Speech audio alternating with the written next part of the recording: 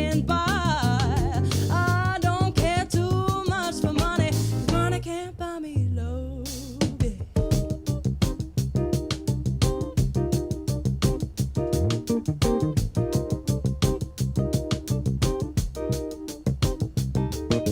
Oh, I don't care too much for money. Money, money. Say you don't need no diamond rings, and I'll be satisfied. Tell me that you want the kind of things that money just can't buy. Oh, I don't care too much for money, 'cause money can't buy me love, can't buy me love. Everybody tells me so. Can't buy me love. No, no, no, no, no. Love can't buy me love. Money can't buy me love.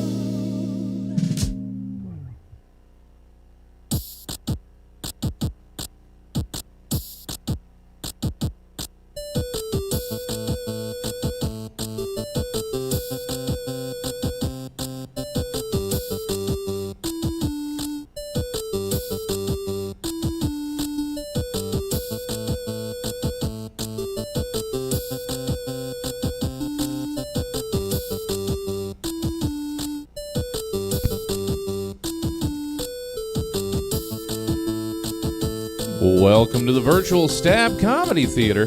It's time for 6 o'clock Dad Rock Talk. Please welcome to your screen, 6 o'clock Dad Rock Talk. Hey folks, welcome to the show. This is 6 o'clock Dad Rock Talk. I'm Corey Behringer, joined as always by my co-host and collector of fine gems and precious metals. It's Court Hansen. How you doing, Court? Oh, I'm pretty good. Let's see. I don't have any fine gems on me right now. Like in the immediate vicinity. Yeah, I Sure, thought I might have something, but I don't. No polished rocks even. No. Oh, actually, The there's reason- there's these earrings. There Hey. is these earrings that my girlfriend got that are skeleton hands.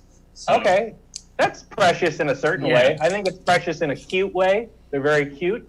And they might, but- if they're real gold, then it's precious in the other way. So I think that is like a scientific thing, right? The precious thing, is that like a like a classification of? yeah, it depends on elemental thing? it depends on whether or not Smeagol wants it. Sure. There we go. But what I'm really talking about isn't actually things of this physical realm. We're talking about hidden gems this week on the show, specifically hidden gems of the 1970s. Now, I don't know about you, Court, but I got a real bone to pick with terrestrial radio when it comes to classic rock, because there's like the accepted canon of what Yes. is 70s rock, and it barely scratches the surface, like Right. so barely. I'd say that like most of it gets kind of thrown by the wayside for the same like Yeah. 40 songs. Yes. And like that's excluding bona fide hits. Like it's not just that things didn't make the cut. Like there are songs that we're probably going to talk about tonight that were, legitimate hits in their day, but for some reason have become covered over time. These gems are deep underground, and what we're doing this week is uncovering them, and we're going to chat about them. So that's what we're going to be doing on the show, folks. Me likey. So Court and I have both compiled a playlist of some of our favorite hidden gems of the 70s, and we're going to go back and forth and chat about them. I do believe this is the quickest chat we've ever had right at the top of the show, because you know what? I'm going to go right to Jesse right now. Let's play that first song.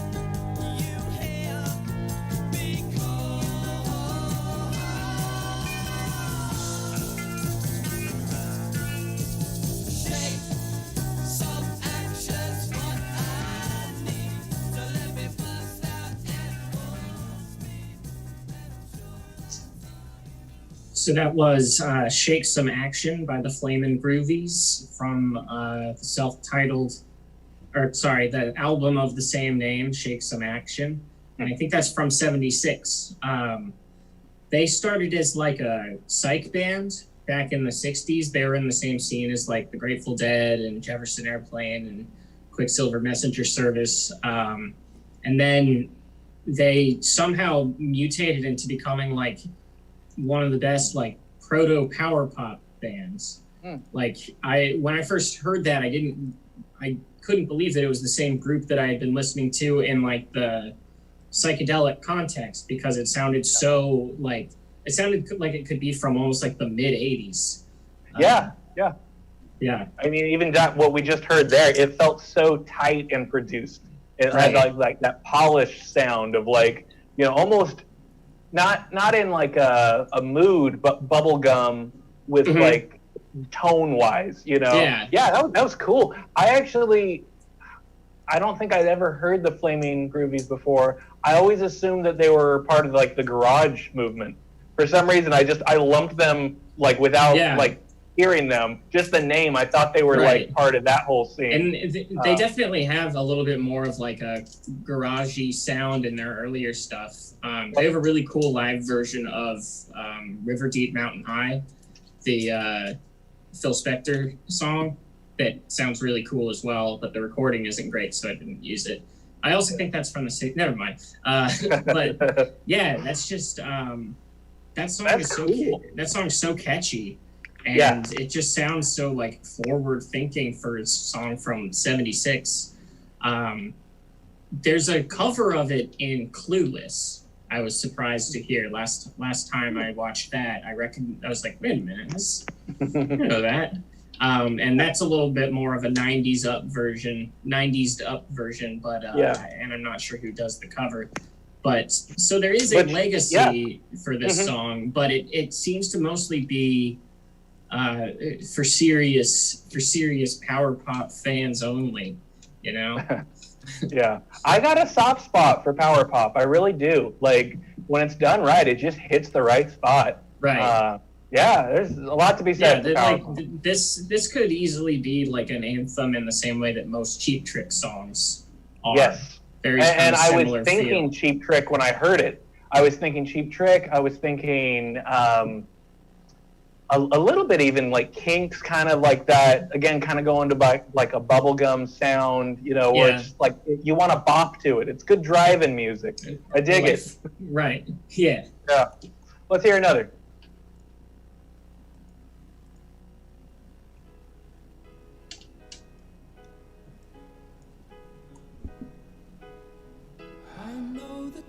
The times are hard to bear. Why is everything? Yeah. Pardon us, folks. We are experiencing some audio difficulties this week. Kind of sounds like it's coming from the other room. Not the music itself. Let's vamp, Court. What's happening? Let's see. Improv. Zip. What's happening? Zap. Not too much. I've been doing a lot of World War II video games. Just that's kind of the zone I've been in lately. Might watch Flags of Our Fathers and Letters from Iwo Jima again. I haven't seen those since they came out. I recently did a rewatch on Band of Brothers.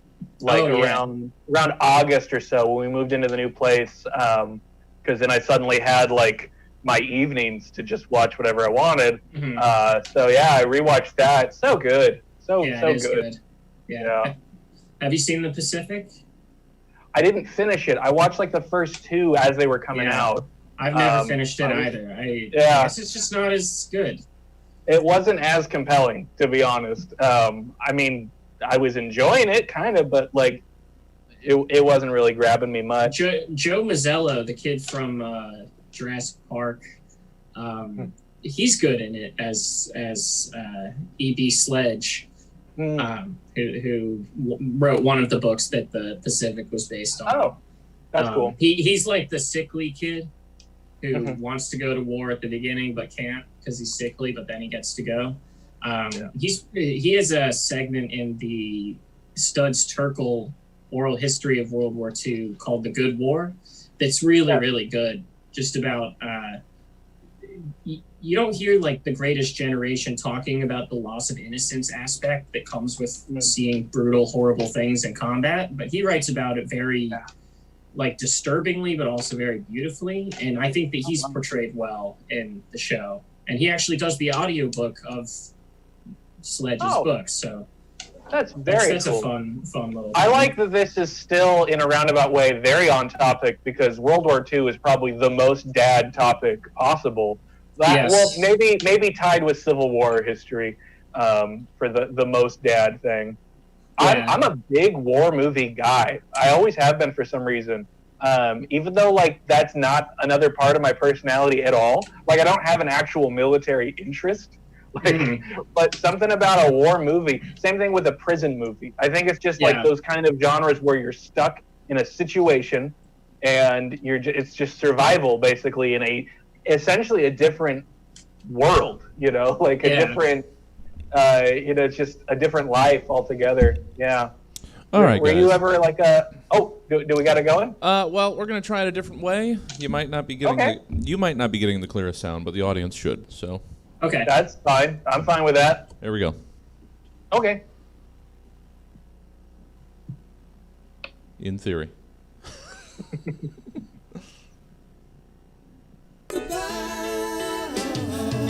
Hold on. It started in the middle for some reason. Here we go.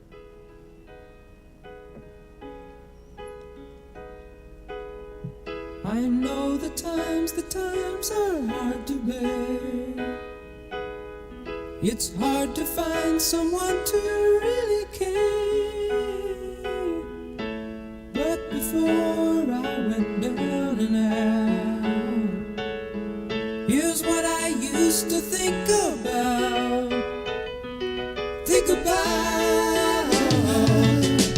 London Bridge was always falling down, but there it stood within the heart of town, reminding everyone of life behind and life to come.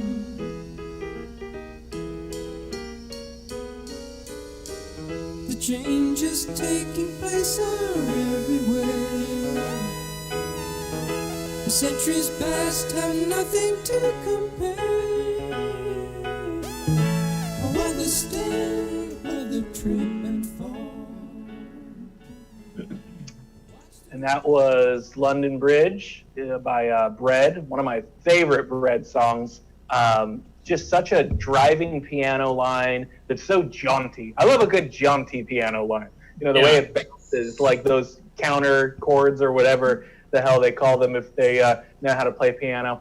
It's such a great song. They had a knack for writing songs that on the surface, like if you're not really listening to them, they could easily just be like a love song. But then there's like these other themes and strange word combinations that they like to put together that I've just always found very interesting and probably nonsensical, even almost in an America sort of way.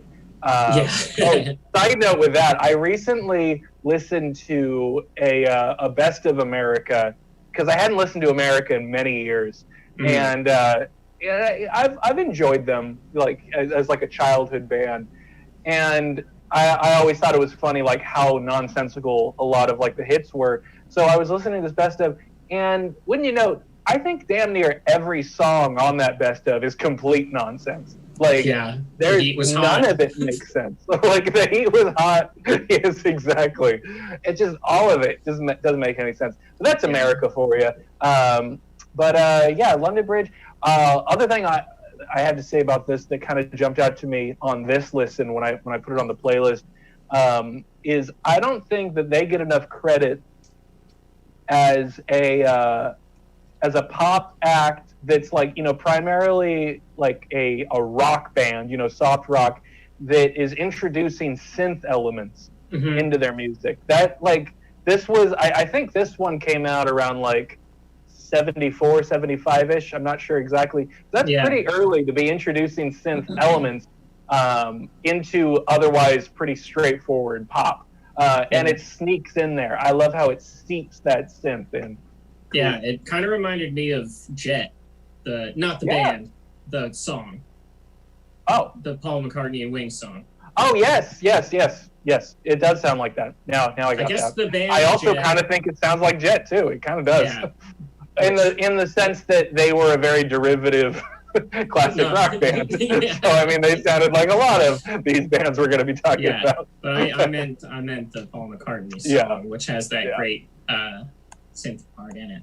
Oh yeah, I think that tone of synth is still like my favorite when it gets dropped into things because it feels abrasive. You know, it's not a smooth sound. It's like, I don't know. It almost sounds like it's a distorted effect or something through an amp. It's so cool though. Love it. Yeah, it sounds. Let's hear another. Nah, let's go. Let's get another one. Good call. Let's hear another. Here she comes, head lifted high toward the sun. Won't look in my eye. Don't care. Lazy cool while all the men watch. I won't be fooled into thinking she's God's best. Lonely nights I am tired of being alone. A few friends, wish I had someone. Then here she comes, making me look at the things I can't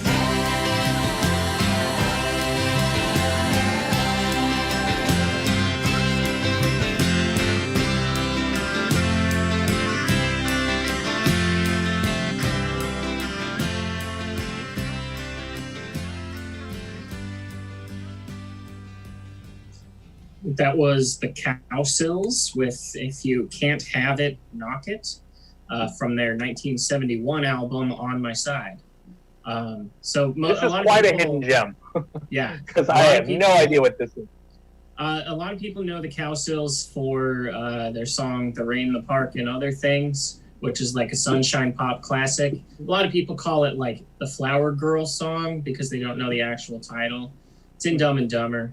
But they were a family band that the Partridge Family was based on. Originally, they were supposed to be in the show, but then they wanted to recast the mom with an actress, and they didn't want to do that. So weird. And so they all kind of like lost out on that opportunity, and their careers as hit makers kind of ended not long after that because the Partridge Family kind of surpassed the Cowsills despite being a fictionalized version of the Cowsills.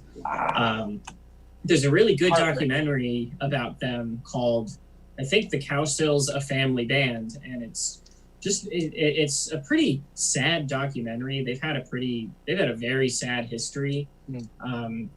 Maybe even definitely sadder within the last 20 years than their whole career before that. Like I believe that two of them died one of them died in Hurricane Katrina, another one's house was destroyed in Katrina, and then another one died the day of the funeral for the one that died in Hurricane Katrina. And they had all sorts of problems with their dad/manager back in the 60s. And their main songwriter, the oldest brother, who I think the oldest brother was Bob Cowsill. It's hard to keep track. Their names are like Billy Cowsill, Bob Cowsill. But the oldest one was kicked out, and he ended up like moving to Canada and just playing in bar bands all through like the 80s. And I guess he's considered kind of like a early alt country guy because of one of the bands he was in Canada. But back to the Cowsills, they released a few more albums after he left, and then this was like their last official studio album, and it barely got a release as far as I know.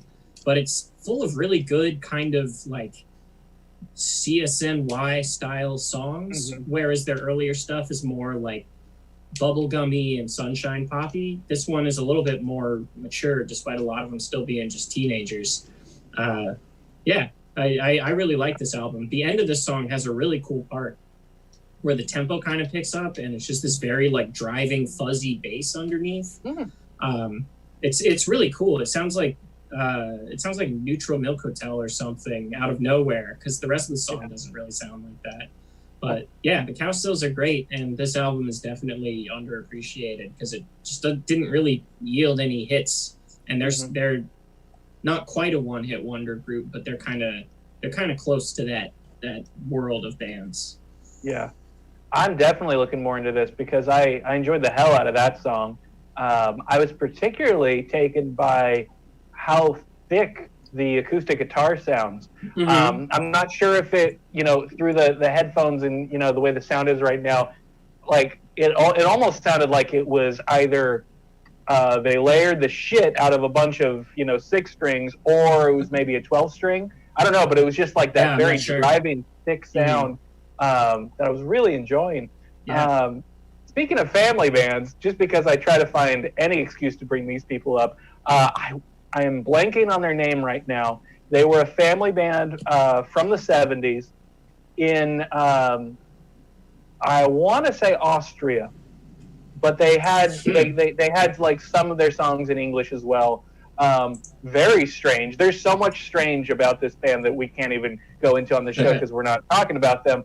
But if you get a chance, look up on YouTube, Ain't Gonna Pee-Pee My Bed Tonight. It is astounding. It is astounding because it is not even a comedy hit. Like, it's not it's beautiful. And some of their songs are about like aliens and spirituality. It's a fucking trip. They are wild. Wow, that sounds interesting. Yeah, you don't remember the name, but you remember the song, which is Ain't Gonna Pee-Pee My Bed. Well, yeah. Of course. So let's hear another song. Kelly Family. Jacqueline just messaged me from the other room. She overheard me ranting about them. They're called the Kelly Family. Okay? Okay, folks? Okay. Look up the Kelly Family. Most of their songs are horrible, but look up Ain't Gonna Pee-Pee My Bed Tonight. Oh my God. Now let's hear another. As I reach for a peach, slide a ride down behind the sofa in Saint-Tropez. Breaking a stick with a brick on the sand, riding a wave in the wake of an old sedan. Sleeping alone in the drone of the darkness, scratched by the sand that fell from our love. Deep in my dreams and I still hear her calling. If you're alone, I'll come home. Backward and homebound, the pigeon, the dove, gone with the wind and the rain on the airplane. Born in a home with no silver spoon. I'm drinking champagne like a good tycoon. Sooner than wait for a break in the weather, I'll gather my far-flung thoughts together, speeding away on the wind. And that was Saint-Tropez by Pink Floyd off of a tremendous album called Metal. It was the precursor to Dark Side of the Moon, which of course everyone knows. Like, that's the monolith basically. But Metal has these beautiful moments in it that was them like becoming Dark Side. Like it was leading, and I think a lot of the sessions were kind of around the same time possibly as well. But this is such a beautiful example of basically the unknown of these giants like Pink Floyd, that most people, if your knowledge of classic rock is limited to classic rock radio, you're never going to know about this song. You're never going to go out of your way and sit down and listen to Metal, because you're just going to know The Wall and Dark Side. But and even then, only the hits from those. Yeah, exactly. You're not going to actually sit down and listen to both, records of The Wall. Yeah. But yeah, this is such a beautiful song because it shows off so many of their other strengths as a band. For one thing, right at the top, just Rick Wright's jazz ability, like, because jazz was his first love. So he's just going off. He's just doing a jazz piece. And then you have Roger Waters with arguably his best singing voice on any Floyd record, because he's not affecting his voice in like a character way. He's just crooning, and he's crooning beautifully. And he's not known as one of the better singers of rock history, but right here he shows he's actually very capable, because they have the perfect key for his voice and just this lovely melody that bounces all around. I've been in love with this song since I was probably 13, because up to that point, like, I had just known what was on the radio. This was one of the first like Floyd albums that I had bought and got to learn more. And I noticed you recently picked up Metal. I did, yes. Was that an album you were already familiar with before buying the vinyl? No, I'm still pretty new to Pink Floyd stuff. Like, they were a big middle school band for me, but it's like you were saying about pretty much just the hits from just The Wall and Dark Side of the Moon. I asked RJ over at Medium Rare Records, or Medium Rare Vinyl and Collectibles. They're more than just good records, folks. And about like what, because he kind of knows my other music tastes. He knows I like weird kind of drony stuff. Oh yeah, he gave you such a good pick. Seriously, and that one, like the second it started, it's just such a crazy good album. I honestly listen to that one more than Dark Side of the Moon now. Oh yeah. Since like I almost never listen to Dark Side. Well, because it's tough because all the songs bleed into one another, so it's not as satisfying to listen to like just one song if you don't want to sit and listen to the whole thing. But that one, but Metal is just so cool, and it sounds so scary at parts too. It's such a cool album. Well, you brought up the opening track, which is One of These Days.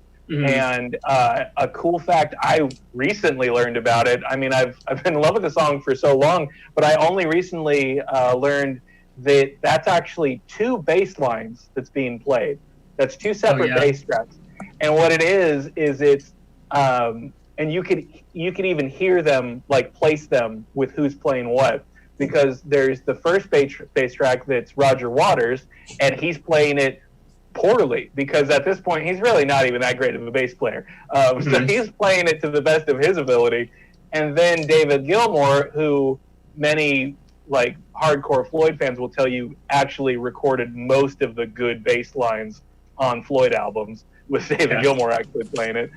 So it's those two playing their lines on top of each other, and it works so magically, because it's such you couldn't take one of those away. It needs both of those approaches, because Roger Waters is a lot more aggressive, but like sloppy. Like, he has a sloppiness to it that like gives this manic energy. Oh man, that is such a great opening track. And then you have, Nick Mason with his only vocal contribution with the spoken word. Oh yeah. I'm really looking forward to whenever we eventually do a Floyd episode, because that's going to be a good one. I want to find another person who's also like nearly as obsessive as me, so it isn't just me ranting to you. So. Let's just see if Roger Waters is busy. Yeah, what would it hurt? What would it hurt to call him? Let's hear another song. I was overland touring in my new Ferrari at just about 110. I was on my way home from a sophisticated party where I got a little drunk on gin. And as the headlights cast a glow on, they wrote a hurdy voice inside of me. It said, you lost the light, now you're moving through the night, running from the Grand Ennui, running from the Grand Ennui. Well, I reached in my pocket and I pulled out the Omega that was never 1 second behind. I knew the horse that I was running at the Southern Talladega had won for the 22nd time. And then the countess I was with bent over with a kiss and put a jeweled hand on my knee.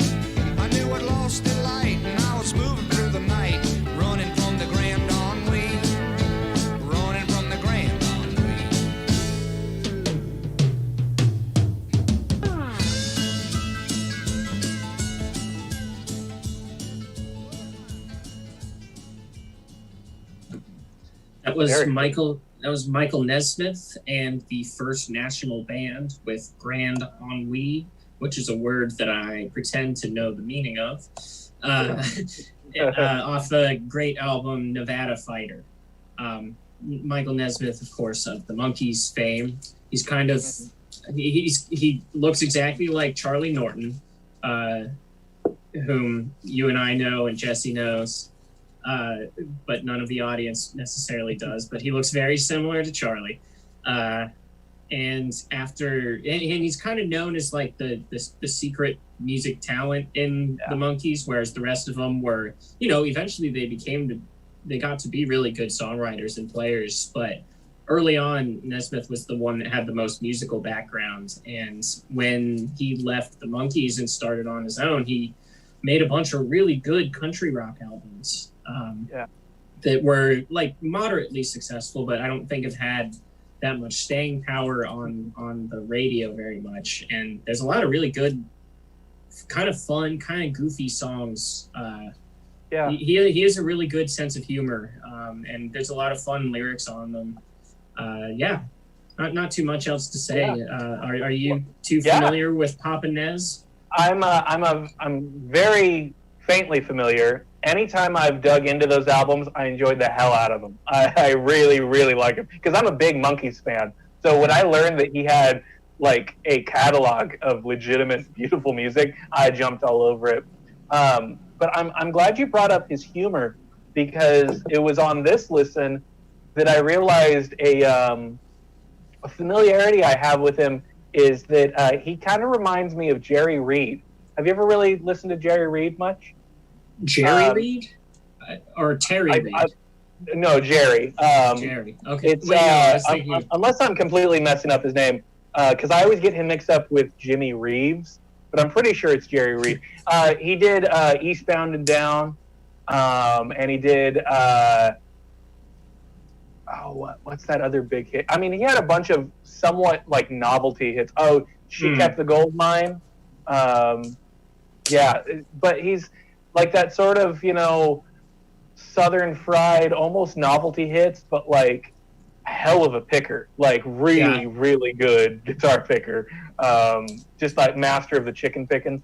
And I would check out Jerry Reed, because if you like this, you probably really like Jerry Reed. If you like this, you'd also like Terry Allen. He's another kind of funny, sarcastic country style guy I love that whole world. Texas. Yeah. But he's also like a visual artist and kind of a weirdo. So he has a couple really good like kind of concept albums that are kind of in this same sort of style and similar singing voice as well. I didn't really notice the similarities until I was planning for this episode, but yeah, I love Michael Nesmith too. He just seems like a cool guy. He produced Repo Man. I didn't know that. Yeah. Cool. He because I guess I forget what his family. He inherited some money from his family because they invented some. It was like Band-Aids. No, it's I know what it is. It's his mom invented liquid paper. Right. Yeah, that's what it was. Yeah. And so weirdest fun fact to whip out a party. So he had some extra money and he wanted to get into producing movies.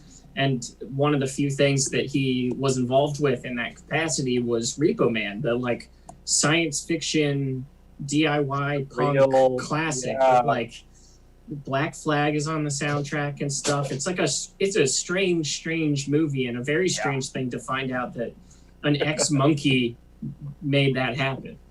Yeah.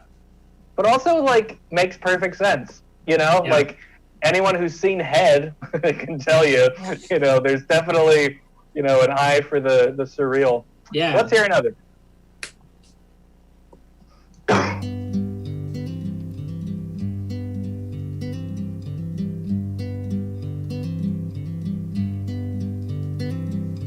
While you sit and seek a crescent moon is laying at your feet with hope that's made of sand. You don't think you can, but you have held it all in your hand. Radio,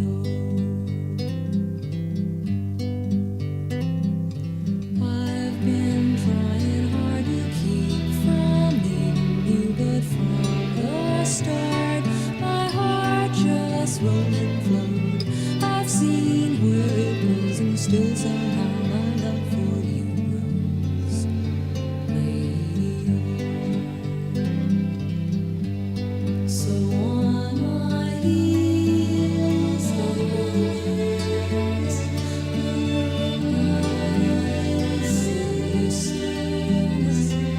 but I'll see you in my holiest dreams. And that was Lady O by Judy Sill. Beautiful, beautiful song. That was on her self-titled debut. I chose this because it was a very, very minor, not even hit, but it did get radio play from the Turtles. And this was basically her foot in the door of the music industry, was selling this song to the Turtles, and that's what led her to, you know, getting this album and all that. But it's such a remarkable song, just the way that her mastery of melody, she doesn't just follow one simple line, like she goes all over the place within a verse and then takes you somewhere completely different on a chorus. And it's just so beautiful. I also just adore the way the strings creep in. I find the orchestration on this album to be her best. She on her follow-up, that's what she kind of had more control over, and she did all the arrangements, and it's beautiful. Her second album has beautiful arrangements, but there's something about this first album. I forget who arranged it, but it's remarkable. Especially the arrangement that Graham. It wasn't Graham Parsons. It was Graham Nash. Graham Nash produced "Jesus Was a Crossmaker," and his arrangement on that is, oh my God, so good. Basically, you know, I've said a lot about Judy on this show, so I don't have a whole lot more to say, and I don't expect you to either. I would be remiss if I did not include her on a list of hidden gems of the 70s, because to me it's the ultimate disgrace that she's not famous as a 70s songwriter. She should be up there with the Jonies and she should. She absolutely should. And the Lindas. So please, folks at home, this is just another plea. Listen to Judy Sill. All right, let's hear another song. It's been a long, long while since we've been strung out on love, and there's no mask of a smile that can hide what we're thinking of. From your heart I hear only distant echoes of empty love. I guess this must be the match point of our love. Early in the game, when you broke me just like a surge, we should have walked off the court, but we both didn't have the nerve. So we volleyed a while with small talk and a smile, and as push comes to shove, I say this must be the match point of our love.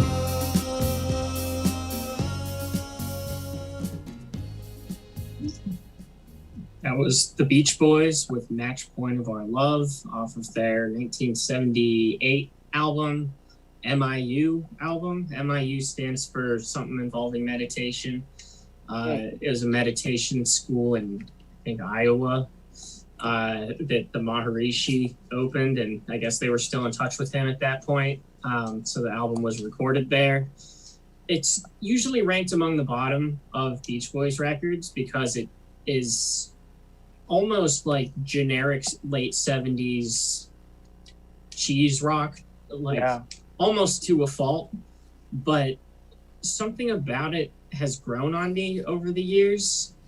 I don't know what it is. Maybe it's because the songs are a little bit raunchier, Yeah, like this is than your sexy average Beach dance Boys music. fare. Yeah. Right, and it's kind of like we've covered Beach Boys disco "Here Comes the Night" before on this show, but I think that this album is like a much better representation of like Beach Boys disco.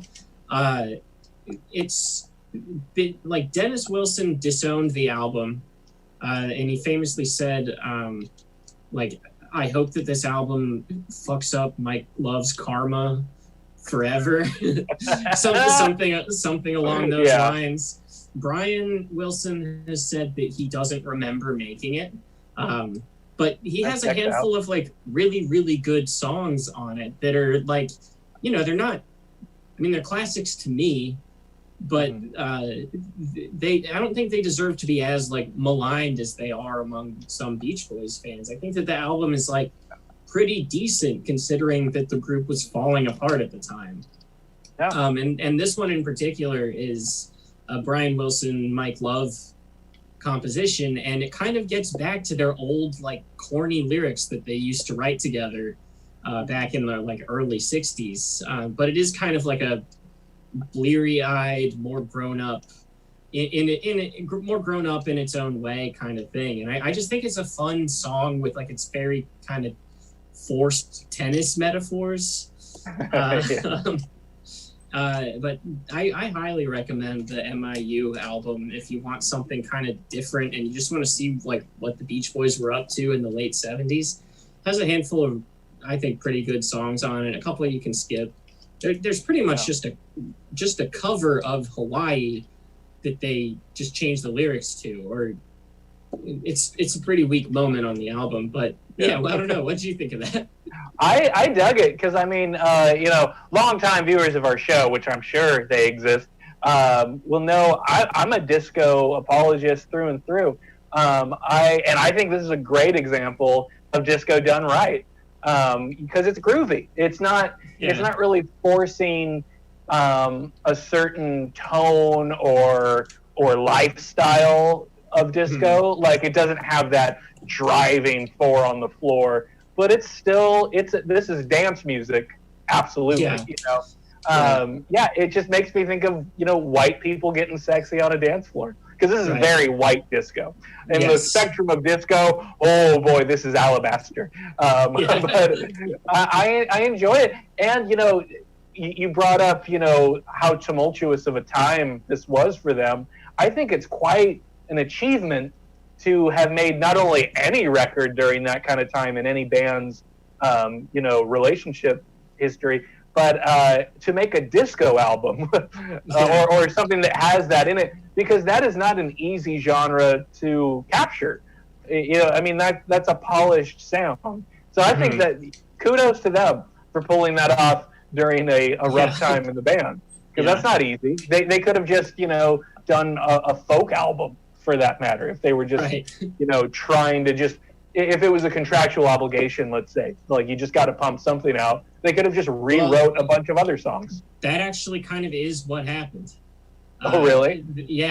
Because Brian made the very strange album Beach Boys Love You, which came out in 1977, which is very personal and very strange. The lyrics are very weird. It has lots of the kind of crunchy, farty synths like we were talking about earlier.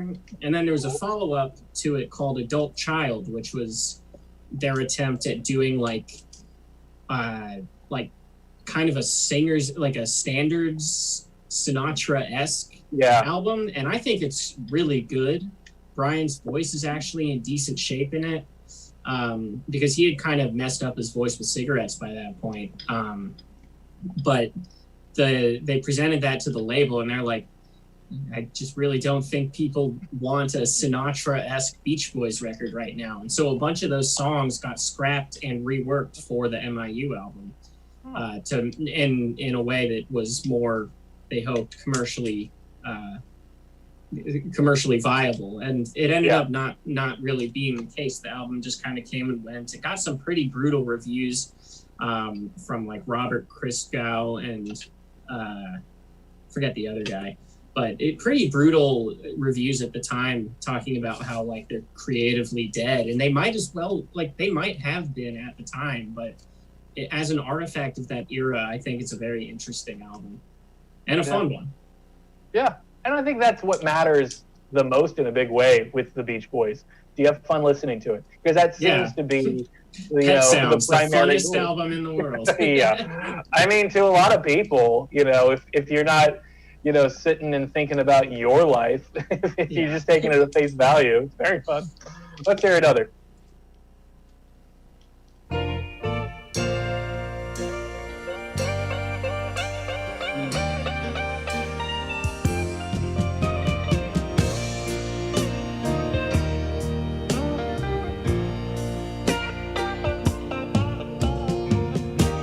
It makes no difference where I turn.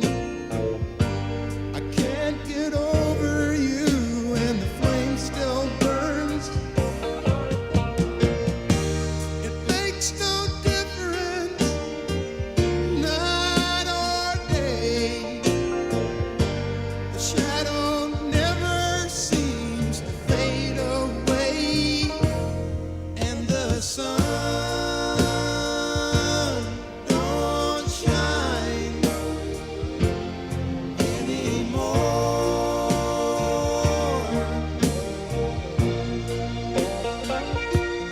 And the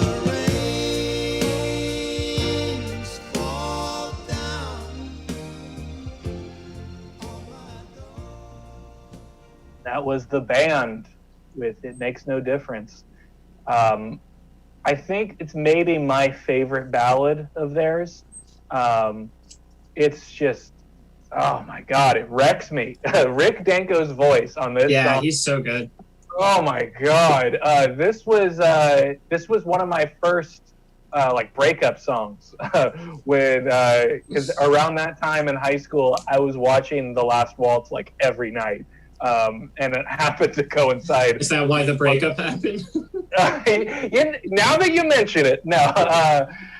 So this song though, it always struck me as a very an everyman's breakup song, meaning not like sort of a highfalutin poet or something, because the words are so straightforward and the metaphors are so on the nose, like even to a fault if you want to be a critical snob.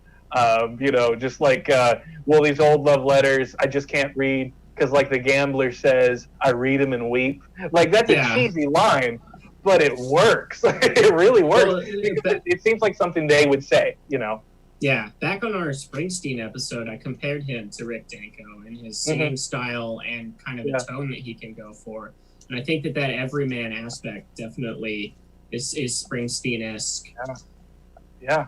Because it sounds like someone that your dad would be friends with, or so. Like, it's not, it's not Dylan we're talking about. It's just it's some guy, but it's the emotion is so raw. And I mean, we can't not talk about the I think that's like an alto sax. I'm not sure exactly, from Garth Hudson on this, is so great. It's actually maybe my favorite moment of in the Last Waltz film is when they play this song and they're going back and forth between Robbie Robertson doing a guitar solo and Garth Hudson doing his sax solo. And it really showcases how mediocre Robbie Robertson is, because he's doing his very mediocre guitar playing, and then when it cuts back to Garth, the crowd just loses it because it's so good. And I just love that every time because it's so just. And we've said that we want to do a Last Waltz episode at some point, but I recently read Levon Helm's book, and he describes the first screening of the Last Waltz because they didn't want to stop touring. It was only Robbie Robertson that wanted to. They wanted to keep going. But they described the first screening of it, and Ronnie Hawkins, their former, they used to be his backing band, like a very ripping and roaring rockabilly guy. They watch it and they see that it's almost entirely focused on Robbie Robertson. Like the other guys barely get a word in any of the interviews.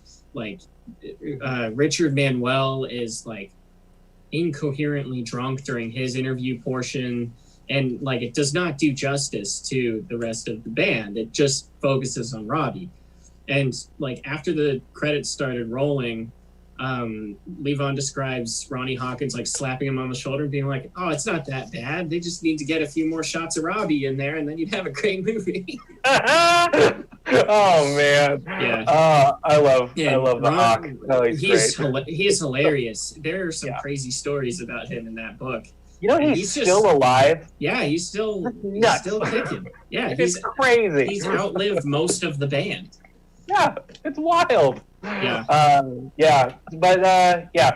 looking forward to eventually doing a Last Waltz episode because I told Court the other day of like why I want to do this. I finally listened to the actual album for the first time, which has so many songs that aren't in the film, and it's so good. Like I think I would almost prefer, if not, I mean, shoot. Nothing's stopping us from doing 2 episodes. Maybe we could do a 2-parter with this. Do the film with maybe one guest, and then do like the album with another guest or something. Because they really are different beasts. Yes. I think they show a different story, really. Yeah, definitely. Yeah. They show a lot of soulful singing from Robbie Robertson with his mic not turned on. Yes. Oh my God! What a shit show that I adore. Like that's the thing. Like it's I know objectively that it's like wrong on many levels, but it's a great movie. Like Martin Scorsese made a beautiful fiction. Like it's completely contrived and made up, but it's great. Well, I think we got time for one more, so let's hear the last hidden gem. I have a pick for the last hidden gem. Just building on the previous of my picks. Jesse, could you do the Dennis Wilson song? Oh, nice.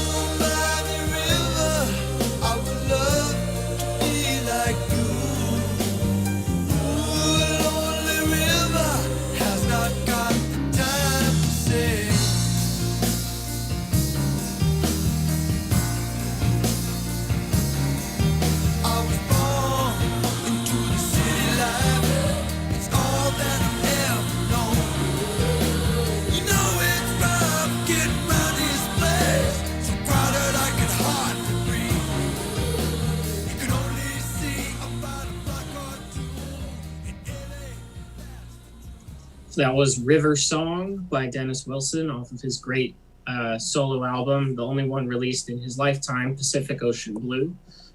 So if the previous Beach Boys song that we heard is where the band was at, where the Beach Boys were at the time, very kind of polished, kind of by the numbers in a lot of ways.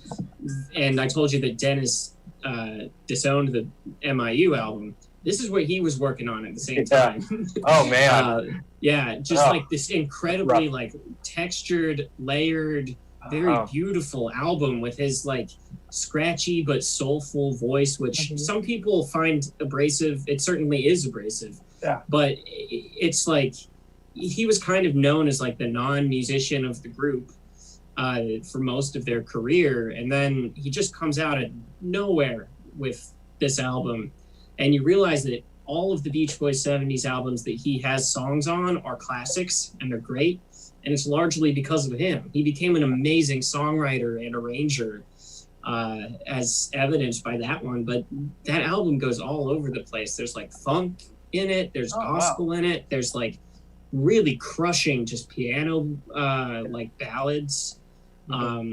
And it's just so funny that, like, compared to Match Point of Our Love, which is firmly planted in the late 70s, and really could be, for better or worse, it could be like any group. It's not necessarily, you don't think That's Brian true. Wilson when you hear Yeah. it. And then you find out, like, oh, Dennis stopped giving his songs to the Beach Boys kind of for a reason. And it was because he was working on this, like, amazing solo album with just, and it's so good. Yeah, I have never heard any Dennis Wilson solo stuff. I've never really dug into it, so it wasn't on my radar. This is phenomenal because it hits all the right spots for me. I love when gospel is an influence and isn't such a straightforward influence. Meaning, it's not like he just did a gospel standard. You know, he brought it into what he was doing. And that scratchy voice, I was not expecting that. When you said Dennis Wilson before going into the clip, I was expecting something entirily different. Right. He sounds like Joe Cocker. Like he sounds like a softer Joe Cocker. He's like an uncredited contributor to "You Are So Beautiful." And that was kind of his in their like late 70s, early 80s before he passed away. That was his like big number, was he would do that song. And you can definitely, hearing him sing it, you can hear his kind of influence. And there's debate over whether he actually contributed or not. People said that he didn't want any like credit or anything. He was just happy to help with it. Other people say he wasn't there at all. But I think that like hearing him do that song live, it's pretty easy to believe that he was involved in the making of it because it just sounds like a Dennis song. I mean, if I got that from this song, then it seems to make sense. This is great. Well, this was a great episode. I enjoyed thoroughly all these jams. I hope you at home will look into some of these because that was really the mission statement of this week's episode. Is we really want you to uncover these and many more gems for yourself. But thank you as always for tuning in. Please follow us on Instagram at DadRockTalk. Where we post the upcoming shows and other goodies and whatnots. But yeah, thank you for tuning in. See us next week. We're going to talk about something else. We don't know yet, but we'll let you know on Instagram. How about that? Have a good night. Go Sharks. Bye-bye. Bye-bye. Thank you, Corey and Court. Once again, 6 o'clock, Dad Rock talking. Thank you, guys. That's it for here. Do come back in about an hour and 1 minute. It's The Stab Show with Edgar Granados, Molly Doan, and Melanie Ford. Should be a lot of fun. Check in there. We will see you in about an hour.